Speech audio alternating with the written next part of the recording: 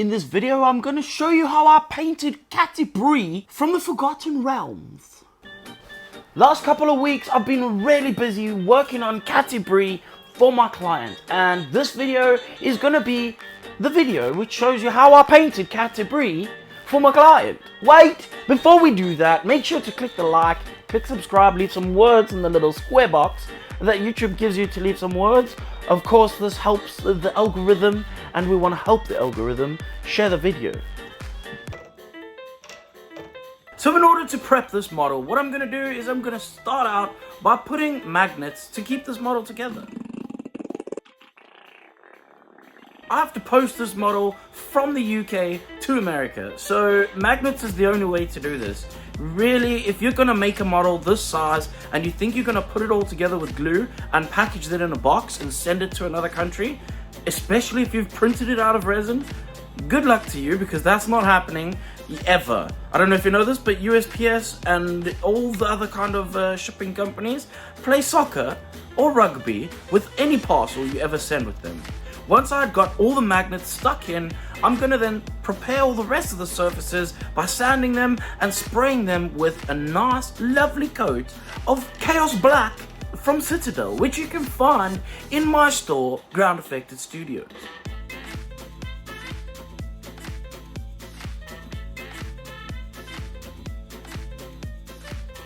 Now once all that primer has dried and it's time to start working on the model, I'm going to start out working on the pants of this lady. And I'm going to spray this really weird greyish colour, which is something about rubber and tyres, from Ammo by Me. And I'm going to spray that from the top. I'm going to leave a little bit of the black underneath it, not too much, mostly a bit of black around her butt area, just so that you get that depth from it. And then I'm going to spray the lighter colour over the top. I'm going to do the same process on the arms, but I'm going to try keep it a little bit darker on the arms, just so that it doesn't look like the arms and the pants are made of the exact same material. Now working on the weapons, I have to give them this green color. I'm going to start out with the dark green. This is an air paint from Army Painter, and they work these in triads. So basically you can pick a color you like and work up through the triads, and these colors will work well together. It's a thing. It works well for people who don't understand colors. You can just pick one and work through the triads, and you know you'll get a good blend. I used the exact same greens to paint the bow for this lady. I decided to spray this with an airbrush so that I could get the nice gradient in the green, and I came back and painted by hand with a cadmium red over all the trinkets and parts that needed to have this reddish color on them. That was basically the handle, and also there was a good part on the bow that needed that as well. In fact, mostly the whole part of the bow needed that, to be honest. In order to give it a little bit more of a pinkish kind of tone to it, I added over the top of that a magenta color. Using Cygwall Brown, I'm going to paint over the boots. And the reason I like to use this color specifically is because it's one of Games Workshop's contrast paints, and this specific paint has got really good coverage. It's not the best in the world, but it does a very good job at covering things that are meant to look brown and giving them a decent amount of shape and shade to them.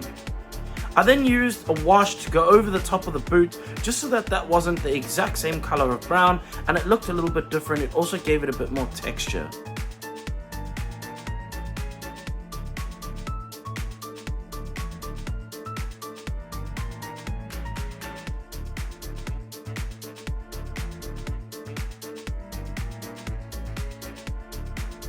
So if you've seen any of my videos before, you'll have known that I like to do bases in a really weird way. I like to just squirt paint all over the base. And when I'm done squirting, I like to slosh that paint everywhere and make sure it mixes really well with each other. The reason that I'm using this specific color for this rock is because this model is part of a series of models, and all the rocks that I had previously painted need to kind of at least look like they come from the same kind of neighborhood as each other. Once all that base coat has dried, it's time to dry brush over the top of these rocks, and this is where you start to bring out some of the edges on the rock. I tend to go quite light with this first dry brushing, and I use whites for this, and generally it's probably not the best idea, but the reason that I do this is because this gives me a good base to spray a wash over later on.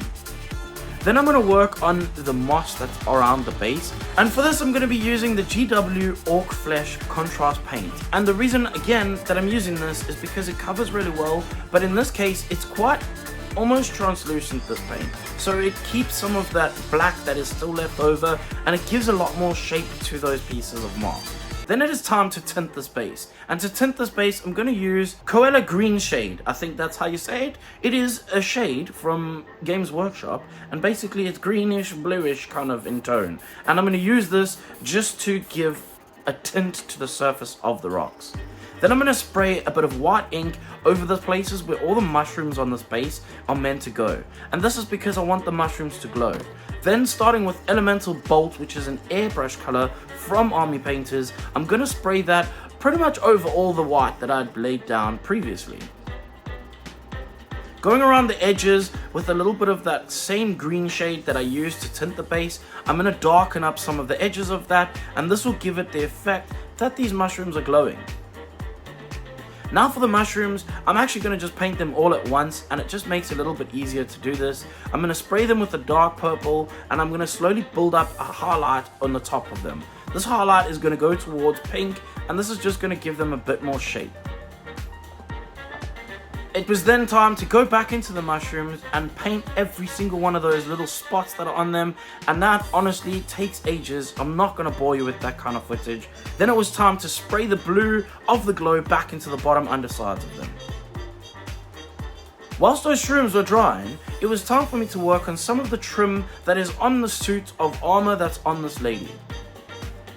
I start out with the brass, and I'm going to paint that color over these cool little decorative markings on this arm shield thing. Then I masked off that sword that goes on a hilt, and I sprayed a little bit of highlights onto the handle. Then I painted Cygor brown all over the leather pieces on the rest of the suit. And once that was dried, I painted with a dry brush over all the texture with a brass color, and this was to bring out the texture of the metallic look on her breastplate.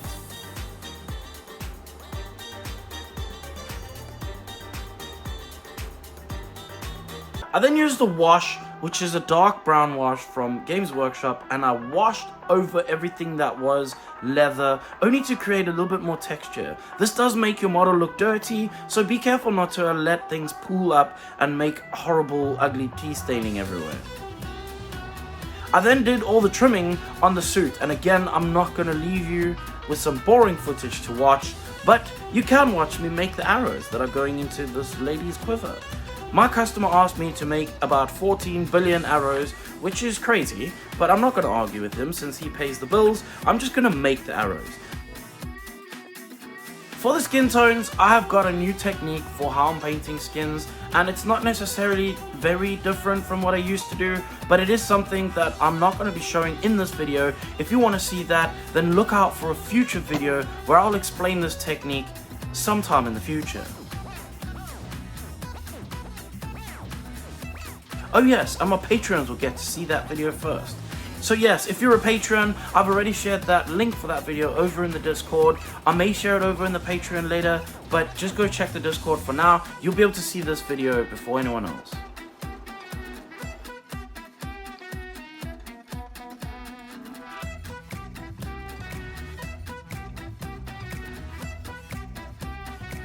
Now working on those skin tones, I lightened some things up. At this point, it's time for me to start working on the hair and making sure that the hair is the colors that I want. At first, they weren't quite right, so I added a lot of this clear red from Tamir into the bottoms and shadows of the hair just to create a bit more depth of the red auburn color of this hair.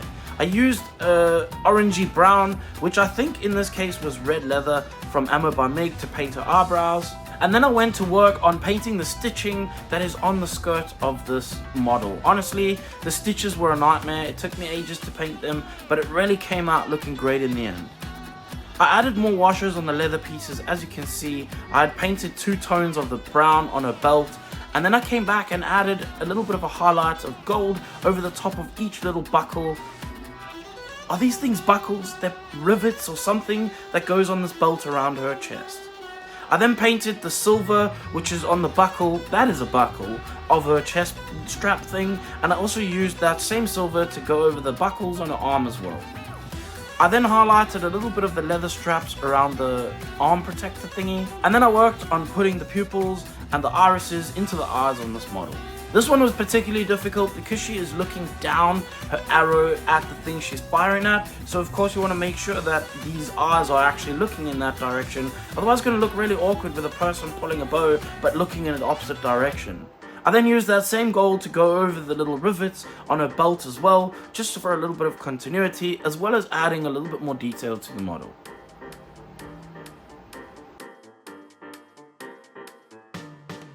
And this was me painting those stitches that I was talking about earlier. I had to do this in stages because it drove me mad, and really it was something I had to do over a couple of days. And that's about where I called this model done.